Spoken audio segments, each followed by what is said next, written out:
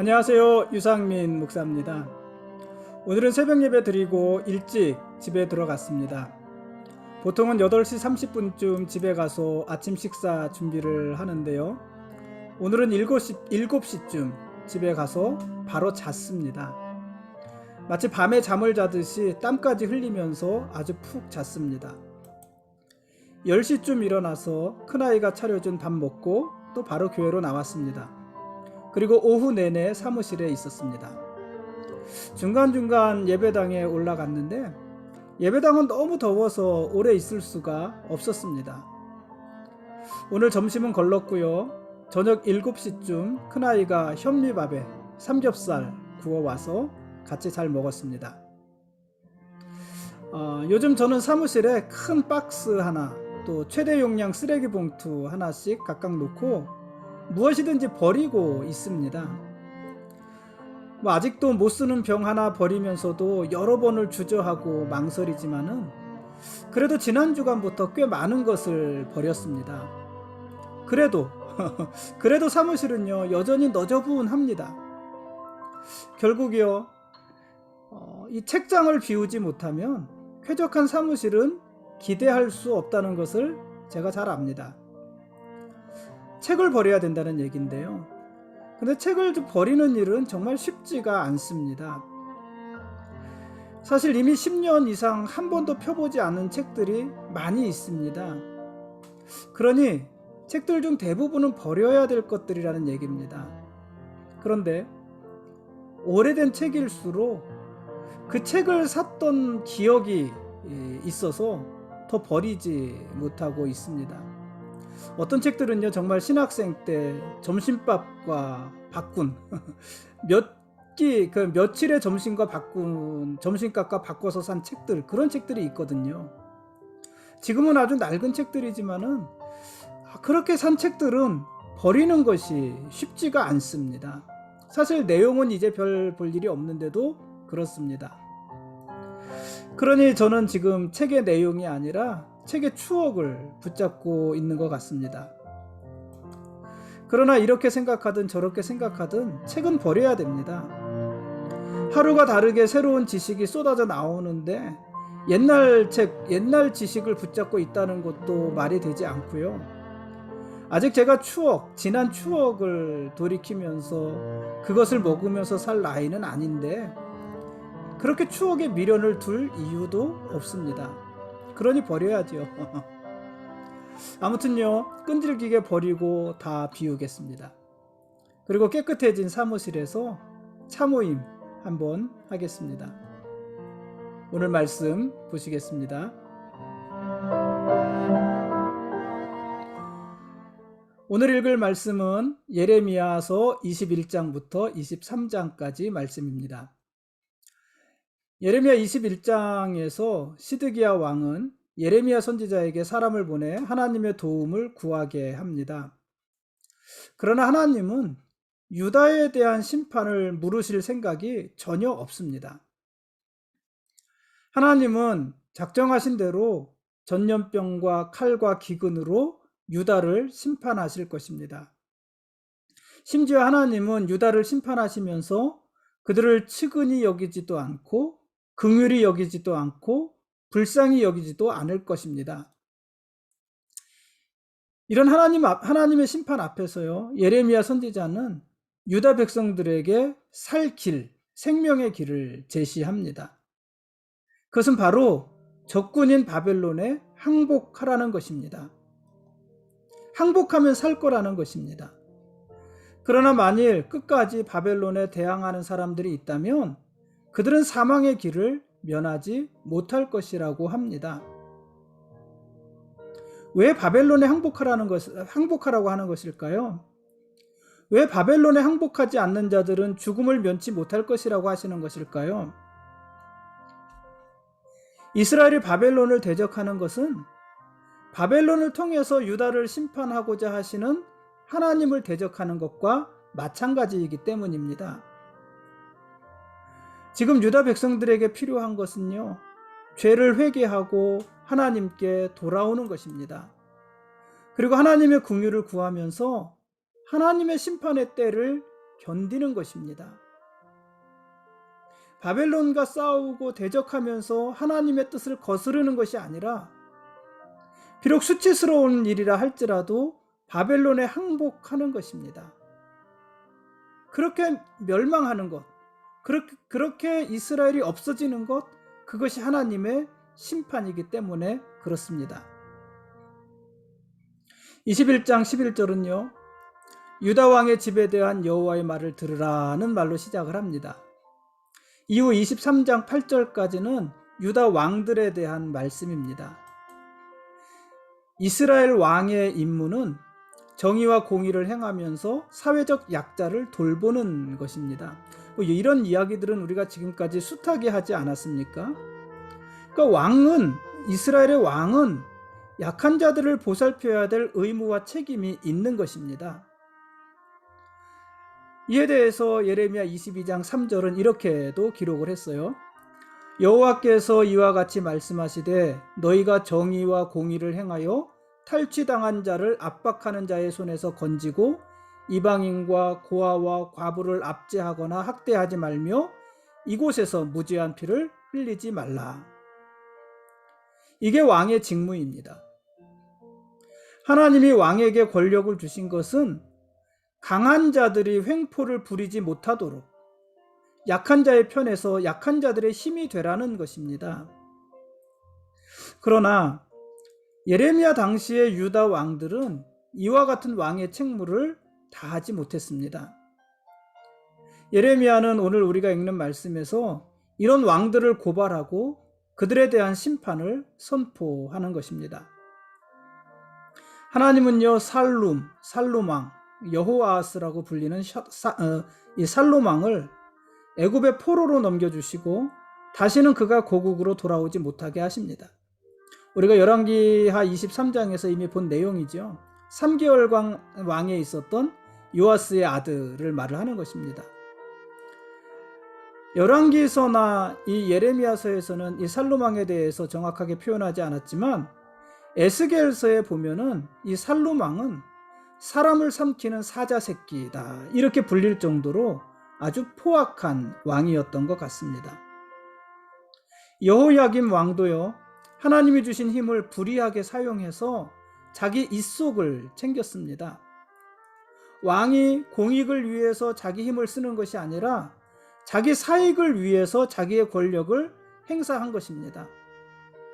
사회적인 약자를 돌보라고 주신 힘을 도리어 사회적 약자를 착취하는 일에 사용했습니다. 나라를 굳게 세워야 될 왕이 자기 집을 세우느라고 나라는 무너지는 줄도 몰랐습니다.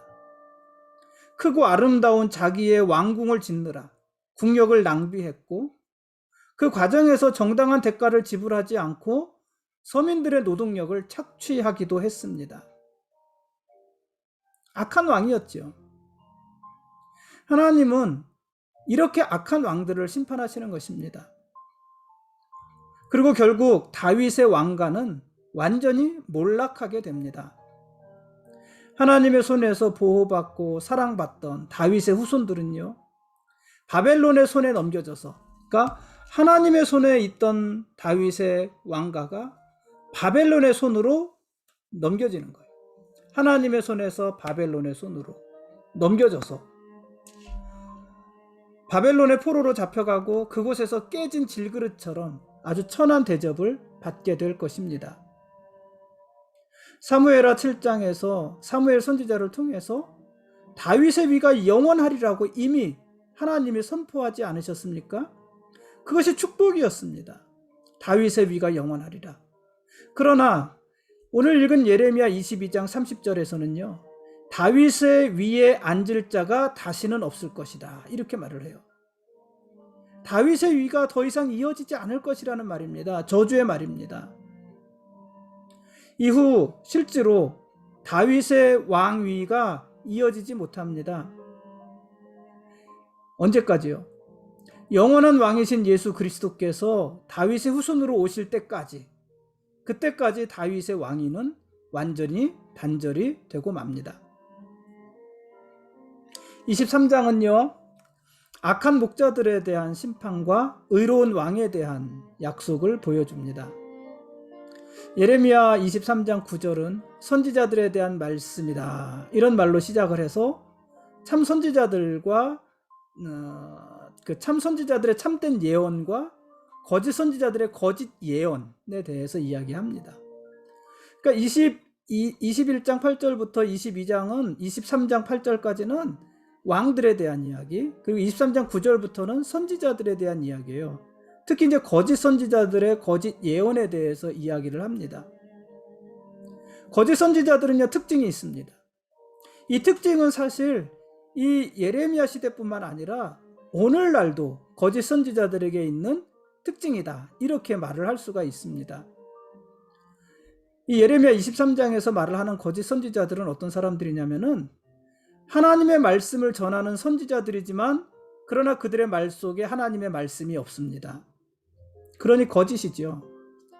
거짓 선지자들은요, 성적으로 타락하거나 물질을 탐하거나 권력과 결탁되어져 있습니다. 성, 물질, 권력, 돈, 섹스, 명예, 비슷한 거죠. 사실 선지자들이 가장 멀리 해야 될 것들인데 가장 멀리 해야 될 그것들과 가장 결탁되어져 있습니다. 그게 거짓 선지자들의 특징입니다. 또 거짓 선지자들은 근거 없는 평안에 대한 예언을 남발합니다. 하나님은 심판을 말씀하시지만 거짓 선지자들은 평안을 예언합니다. 거짓 선지자들은 주로 구원만 예언합니다. 심지어 거짓 선지자들은 하나님의 말씀보다 자기의 꿈에 더 의존합니다. 내 꿈에, 나의 꿈에. 오늘날도 마찬가지 아닙니까? 결국 거짓 선지자들은 자기들의 말을 하나님의 말씀처럼 포장합니다. 거짓 선지자들은 자기 말을 거룩한 말씀으로 믿게 하려고 겉모습을 포장하고 체험을 강조하고 또 자기 말을 과장합니다. 때로는 없는 말도 만들어내고요, 있지도 않은 일을 꾸며내기도 합니다. 이게 거짓 선지자들의 특징입니다. 예나 지금이나 마찬가지입니다. 하나님께서는 이런 거짓 선지자들을 심판하실 거라고 하시는 것입니다. 오늘날도요, 거짓 선지자들이 많지 않겠습니까? 그러므로 우리는 하나님께 지혜를 구하고 그 지혜로 거짓된 것을 분별할 수 있어야 됩니다. 그러므로 여러분, 듣고 싶은 소리에 너무 집착하지 마십시오. 우리가 다 듣고 싶은 소리가 있잖아요. 몸이 불편하신 분들은 건강해질 거라는 소리가 듣고 싶고, 가난하신 분들은 부자가 될 거라는 소리를 듣고 싶고, 우리가 그렇게 듣고 싶은 소리들이 다 있지 않습니까? 자녀들 때문에 속상한 사람들은 자녀들에 대한 이야기를 듣고 싶고. 그러나 여러분, 듣고 싶은 소리에 너무 집착하지 마십시오. 어느 시대건 거짓 선지자들이 득세할 수 있었던 것은 자기 욕심으로 가득 찬 백성들이 있었기 때문입니다. 그러니까 이게 어젠가에 그젠가요, 우리 말씀을 나눴잖아요. 이 거짓 선지자와 탐욕스러운 백성들은요, 서로 꼬리를 물고 연관되어져 있는 거예요. 탐욕스러운 백성들이 거짓 선지자들을 양성하는 것이고요, 거짓 선지자들이 백성들을 점점 탐욕스럽게 만드는 것입니다. 누가 끊어야 되겠습니까? 서로 끊어야 되는 거죠. 선지자들도 정신을 차려야 되는 것이지만 여러분, 우리도 정신을 차려야 되는 것입니다. 그래서 하나님께 지혜를 구하고 내가 듣고 싶은 소리가 아니라 하나님께서 하시고자 하시는 말씀, 우리가 들어야 될 말씀, 그 말씀을 들을 지혜와 분별, 결단, 이런 것이 우리에게 있어야 하는 것입니다.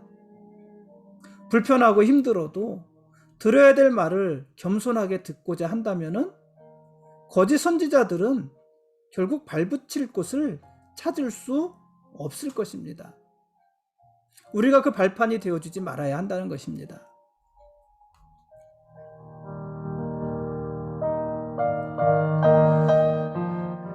지금까지 예레미야 21장부터 23장까지 말씀에 대한 길라잡이였습니다. 내일 읽을 말씀은 예레미야 24장과 25장 말씀입니다. 다윗의 왕위가 영원하리라는 하나님의 말씀에도 불구하고 시드기야 왕을 끝으로 다윗 왕조는 문을 닫습니다. 그러나 다윗 왕가의 실패가 곧 하나님의 실패는 아닙니다. 하나님이 실패하셔서 다윗 왕가가 문을 닫게 된 것은 아니라는 말입니다. 장차 하나님은 다윗의 후손 가운데서 의로운 왕을 세우실 것입니다. 그렇게 세워진 왕은 철저히 하나님의 뜻을 따르는 지혜의 왕이고 또 하나님의 의를 세상에 실현시키시는 정의의 왕이 되실 것입니다. 그분이 통치하는 세상은 안전하고 정의롭고 평화로울 것입니다. 더욱 놀라운 것은요, 그는 이스라엘뿐 아니라 온 세상 모든 민족의 왕이 되실 것이라는 사실입니다. 그분이 누굽니까? 그분이 바로 예수 그리스도시고 인류를 구원하실 메시아이십니다. 예수 그리스도께서 만왕의 왕으로 오실 때 하나님은 마침내 모든 예언의 말씀을 이루시고 영원한 승리를 선포하실 것입니다. 하나님은요, 바벨론의 멸망에서 포로가 된 이스라엘도 구해내실 것입니다. 모세 당시 애굽에서 종살이하던 이스라엘을 이끌어내신 출애굽처럼 바벨론에서 종살이하는 이스라엘을 이끌어내는 출바벨론도 이루실 것입니다.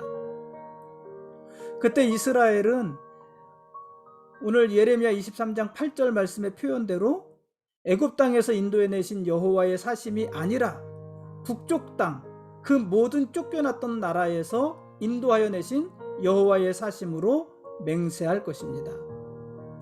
그러니까 이 바벨론이나 아수르는요, 엄밀히 말을 하면은 이스라엘의 동쪽에 있는 나라잖아요. 그렇지만 이들이 쳐내려온 것이 북쪽에서부터 쳐들어 내려오잖아요. 그러니까 광야를 건너서 동쪽에서 쳐들어온 것이 아니라 쭉 돌아서 하란 쪽으로부터 이렇게 북쪽에서 이렇게 내려온 것이잖아요. 그래서 그들을 뭐라고 표현을 한 거예요? 그들을 북쪽 땅, 이렇게 표현을 한 거예요. 북쪽 땅, 그 모든 쫓겨났던 나라에서 인도하여 내신 여호와의 사심, 그 이름으로 맹세할 것이다, 이렇게 말씀을 합니다.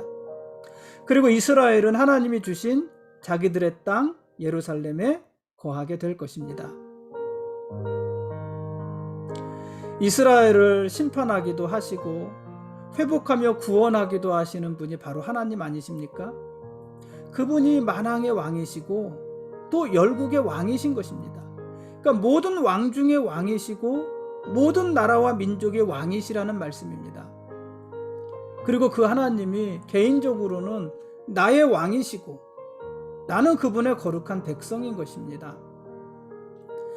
그러므로 우리 삶의 모든 주권은 우리의 왕이신 하나님께 있습니다. 이스라엘 왕의 직무가 정의와 공의를 행하면서 사회적 약자를 돌보는 것이었다고 그랬잖아요. 우리의 왕이신 하나님께서 그렇게 우리를 돌보실 것입니다. 하나님은 우리에게 정의로우실 것이고 연약한 우리를 부족함 없이 돌보아 주실 것입니다. 오늘 우리가 새벽에 이사야서 말씀을 묵상한 대로 그 하나님이 우리의 힘이십니다.